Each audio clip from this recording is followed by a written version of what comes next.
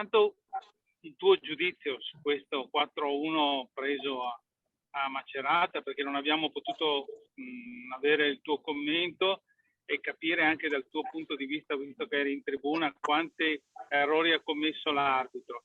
E poi ovviamente anche in prospettiva della partita di domani, che per il Padova, insomma, io dico che il Padova è l'arbitro di se stesso, non so se sei d'accordo, dipende solo dal Padova riuscire a tenere questo primato fino alla fine. Cioè, parto dall'ultima, dipende dal Padova, Stefano, sono le prime a giocare, dipende dal Padova, dipende da noi, vinciamo tutte le partite, ma purtroppo ci sono degli avversari, quindi sono discorsi, chiaro che sei davanti, se le vinci tutte non ti prendono, però ci sono delle partite da giocare con delle squadre che hanno degli obiettivi come noi, quindi a me non è scontato niente. Poi l'abbiamo vista l'ultima, per ritornare poi all'ultima, una partita in cui abbiamo sbagliato l'approccio, abbiamo sbagliato tanto, però io credo che poi gli episodi, gli errori dell'arbitro, io credo siano importanti, cioè dell'arbitro o degli assistenti.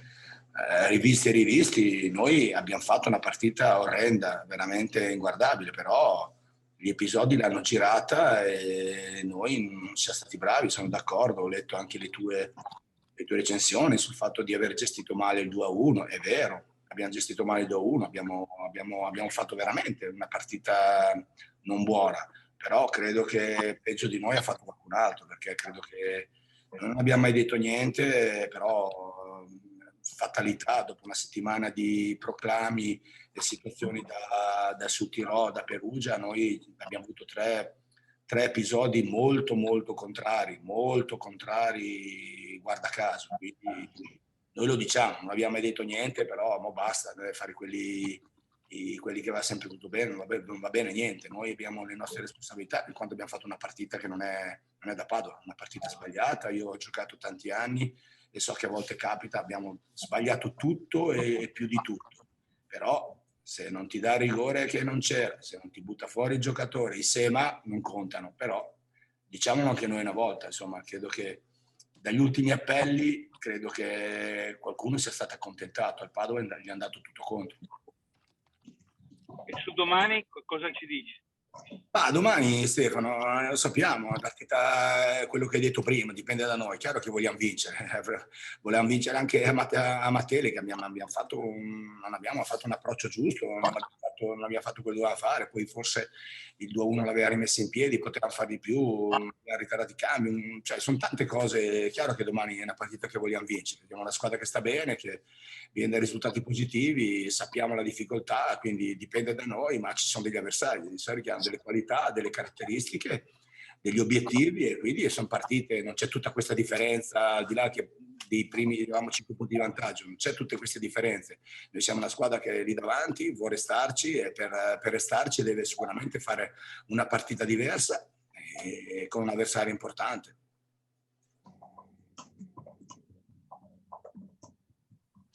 Mister, situazione squadra, perché vabbè, Rossettini è squalificato, Bifulco... Sta bene, a parte Rossettini, il solito Biancon, Bifulco a parte, Cissé a parte, e mi sembra. Quindi non convocati, giusto? Non convocati, mi sembra di averli detti tutti, quindi siamo 18. Recuperi però Saber a centrocampo, che rientra dalla squalifica. Rientra Saber dalla squalifica, giusto, a centrocampo? Rientra Saber dalla squalifica, abbiamo recuperato, non c'era nessuno da recuperare, doveva recuperare mentalmente, perché Firenze?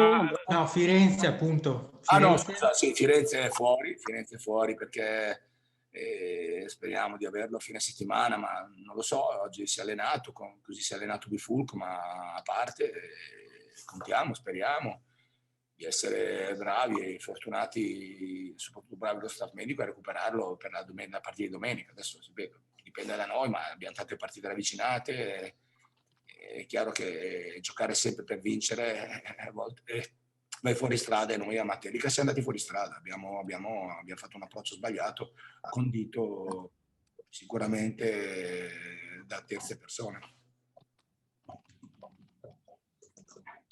Ma proprio per questo, mister, diciamo, la speranza è che sia un incidente di percorso, forse dovuto anche a un discorso che tu hai fatto molto spesso ultimamente, nel senso anche il fatto di dover giocare sempre per vincere, sempre tanto in testa, magari dopo la vittoria col Perugia può essere subentrata un po' di, chiamiamola, rilassatezza inconscia, però. Io sono d'accordo, però un incidente di percorso, però a volte gli incidenti sono anche... Non è neanche colpa tua, io non mi prendo tutte le responsabilità, il primo responsabile, il capo espiatorio, l'allenatore, forse non l'avevamo preparata, ma credo che eravamo pronti, però succede. Ho fatto il calciatore anch'io, so che a volte sei pronto, ti sembra, e poi in campo è tutto buio, nebbia, vedi poco, capisci poco, e però poi gli episodi chiave sono stati il fuorigioco di 3 metri, netto, un rigore fuori dall'area e un'espulsione molto, molto esagerata. Quindi stiamo parlando di 3 episodi che hanno girato la gara. Poi tutto il resto sono d'accordissimo, lo sanno, abbiamo fatto male, però proviamo a togliere quei 3 episodi lì, magari le cose vanno diversamente. Al posto di Rossettini squalificato, che comunque è un giocatore che da quando è arrivato tu l'hai sempre impiegato dall'inizio, insomma, non l'hai mai tolto, ecco, chi è che lì vedi favorito per rimpiazzarlo? No, abbiamo 3 giocatori, abbiamo Carlo che ha giocato, Kresic, Andelkovic che un po' che non gioca, però è sempre qua, cioè siamo quei 3 giocatori lì, insomma.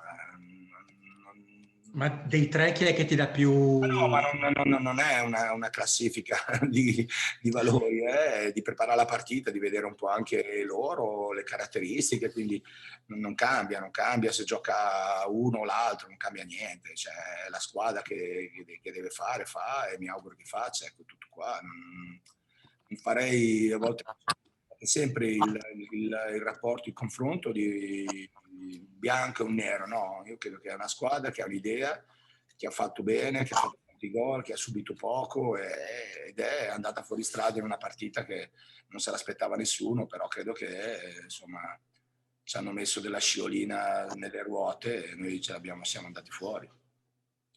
Andrea, se mi passi stessa domanda. Ah, aspetta, ok. No, vai.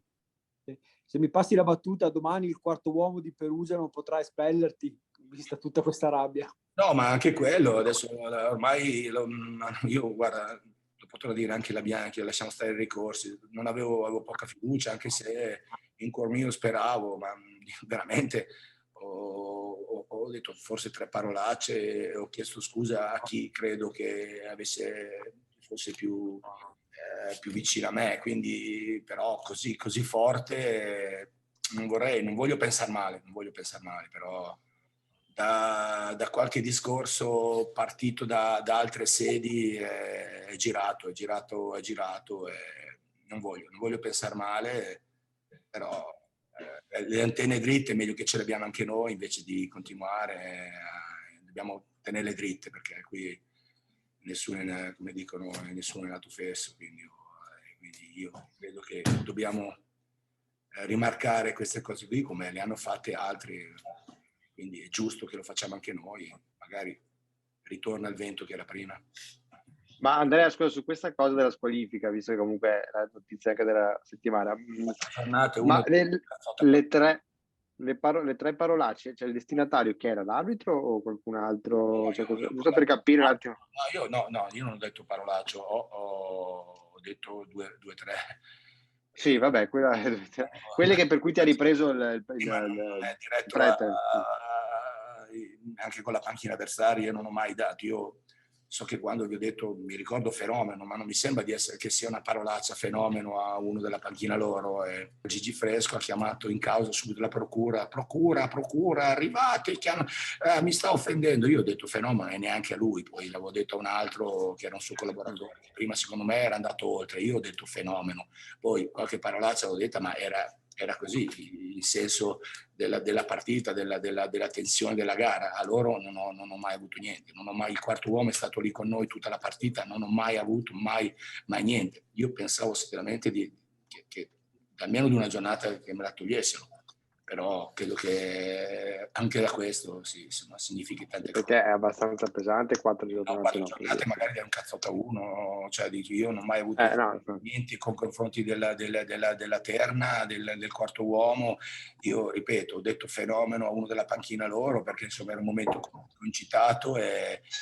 Ok, no, chiaro. No, ma più che altro in 20 anni che seguo il padre non mi era mai successo di assistere a 4 giornate dell'allenatore del padre. Però poi io me ne ho parlato anche con l'avvocato, anche con la società, io poi sembra esagerare, ma in 20 anni sono andato fuori un'altra volta, forse 2 volte in 20 anni. Mi sembra di essere uno che esce e entra dai coi, però ormai è andata e pensiamo a questa partita che è più importante.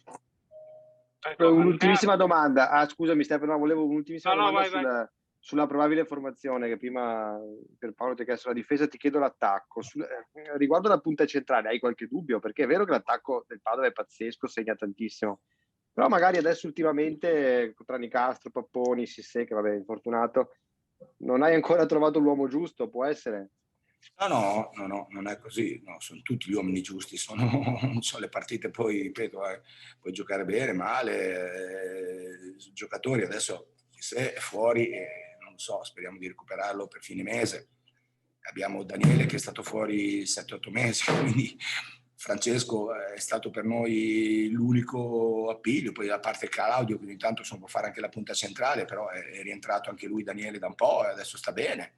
Francesco l'abbiamo recuperato, ha avuto un infortunio, è ricaduto, poi è recuperato un'altra volta, quindi poverini, loro avrebbero voluto sicuramente dare molto di più, ma hanno avuto dei problemi fisici e adesso pian pianino li stiamo risolvendo, ma no, anche lì credo che nessuno, insomma, delle 2 punte centrali che ci sono, più Claudio, forse quello che ha più minuti, che potrebbe avere la partita, forse Claudio. Gli altri credo che anche se faranno parte della gara, non sarà gara intera, quindi lo sanno e andiamo avanti con questo che è, credo, una situazione più equilibrata. Ecco. Andrea, senti? Sì. No, dicevo, quando siete caduti in questo campionato avete sempre reagito alla grande, dimostrando personalità e forza di reazione notevole. Allora ti chiedo, io sono convinto che domani farete una gran partita, però sei sempre dell'idea, visto che ne mancano 8, quindi il numero di partite si sta riducendo, di ragionare gara per gara, oppure dentro di voi cominciate anche a pensare ad una possibile quota promozione? Io capisco il tuo discorso, ma io voglio dire, ma ormai sei un uomo di calcio non come me, che anche se sei più vecchio e tanti anni che sei qua, ma io voglio dire, abbiamo un punto di vantaggio se vince il Perugia, 2 punti di vantaggio e lo sconto diretto. Mancano per noi 28 punti, 8 partite, quindi 24 punti. Al Perugia 27. Cioè, voglio dire, ma una marea di punti, ma come fai ad avere certezze? È chiaro che sei davanti con un punto e 2 punti sull'altra, quindi ogni partita è quello che ho detto anche ai ragazzi, se quella di domenica valeva 10 perché avremmo potuto mantenere il vantaggio, quella di domani vale ancora di più e quella di domenica altrettanto, cioè ogni partita che vale sempre di più. Perché il vantaggio è pochissimo, hai sbagliato una partita, non so, mi auguro che ne sbagliano anche le altre, però troppi punti a disposizione per dire, anche pensare adesso che calcoli vuoi fare. L'unico calcolo è di riuscire a fare bene, essere in partita, fare una partita, poi il risultato, chiaro che il risultato, quello che ho detto anche dopo Perugia, qualcuno può la partita bella, brutta, ma il risultato è fondamentale. Cioè, sì, però ci sono degli scontri diretti, ci sono anche... Sì, ho capito, ma gli scontri diretti noi il Perugia non ce l'abbiamo più, la Sud l'abbiamo già fatto, abbiamo Modena, gli altri hanno gli altri, cioè voglio dire, io non lo so cosa pensano anche poi gli altri allenatori, le altre società, io faccio fatica, non ci riesco a programmare. Io l'unico programma che ho nella mia testa è di riuscire veramente a vincere questa partita e poi ci tufferemo con la Vispesa e poi avremo una settimana. Dobbiamo vivere così, almeno poi arrivare, non lo so, poi magari alle ultime 3-4 giornate potremo vedere se la classifica sarà buona, sarà ancora così, saremo ancora con l'acqua fino alla fine, perché 1 punto, 2 punti non puoi fare calcoli, non puoi avere nessun tipo di certezza, secondo me, ecco, credo che sia così. Adesso devi pedalare, volevamo pedalare anche domenica, ma domenica abbiamo pedalato al contrario, quindi succede, è capitata a noi, mi auguro che capiti agli altri.